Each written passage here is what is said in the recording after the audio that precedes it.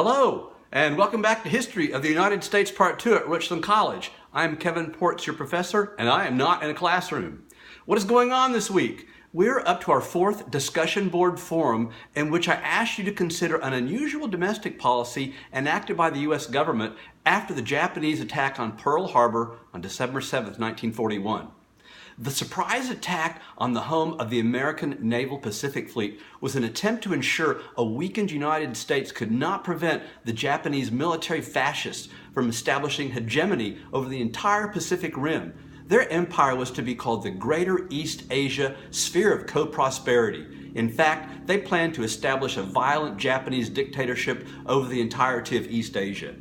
As these events unfolded, the German army, which had already mastered all of Europe save Great Britain, was rolling across the western third of the Soviet Union, headed towards some of the richest oil fields in the world. This limitless supply of energy would fuel Adolf Hitler's guns, tanks, and planes all the way to the Indian Ocean, where Nazi forces would link up with the victorious Imperial Japanese Navy, leaving two-thirds of the globe in the hands of fascist tyrants. Only the Americas would stand unconquered. Or so U.S. military experts feared. In reality, the Nazis and the Japanese never worked out any sort of common goals of conquest or were in any sort of regular communication with one another. Indeed, news of the Japanese attack on Pearl Harbor came as a complete surprise to Adolf Hitler. His reaction? He declared war on the United States rather than the other way around. It was perhaps his greatest error in attempting to dominate the globe. Nonetheless, this was the grim picture facing the U.S. government and military in early 1942. I have already mentioned the early years of World War II were one of the three moments of existential threat faced by the United States throughout its history. February 1942 presented a superheated environment of threat, violence, and war. It prompted the American government to enact a unique domestic policy that I want us to consider. I'm referring to the decision enacted in February of 1942 by President Franklin Roosevelt to incarcerate all of the people of Japanese ancestry living on the West Coast, whether or not they were U.S. citizens. It was a decision to jail an entire cohort of people residing in the United States, not just because of their race, Asian, but their ethnicity as well, Japanese. This moment is referred to by historians as Japanese-American internment.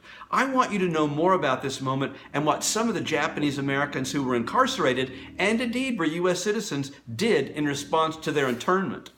Discussion Board Forum 1, Frank Emmy and Japanese-American internment allows us to focus on the issue of civil disobedience, an impulse with deep roots in American history. Civil disobedience is the refusal to obey laws established by the government.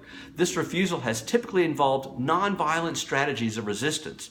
Keep in mind that although civil disobedience is intended to display contempt for established laws, Martin Luther King believed otherwise. Any man who breaks a law that conscience tells him is unjust and willingly accepts the penalty by staying in jail in order to arouse the conscience of the community on the injustice of the law is at that moment expressing the very highest respect for the law. So that's an interesting take on civil disobedience. I wonder what sort of circumstances might drive you to be civilly disobedient. Perhaps your responses in the discussion board forum will give me an answer.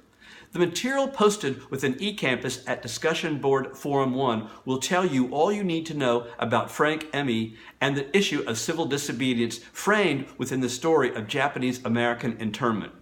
I have posted a couple of relevant YouTube videos, one of which is a Comedy Central drunk history episode. I think it very effectively dramatizes the historical tale we are considering through the use of humor. That said, the 6-minute video does show images of an intoxicated narrator consuming alcoholic beverages and contains a sizable dose of adult humor. So, if that is not your cup of tea, do not watch the video. You do not need to view that video to complete the assignment. Discussion Board Forum becomes available to you this Wednesday, April 10th at 9 a.m. and the deadline for participating is Friday, April 12th at 11:59 p.m. Questions or concerns? Let me hear from you. Consider hitting the YouTube like and subscribe buttons. That is it. I'm out of here and deuces.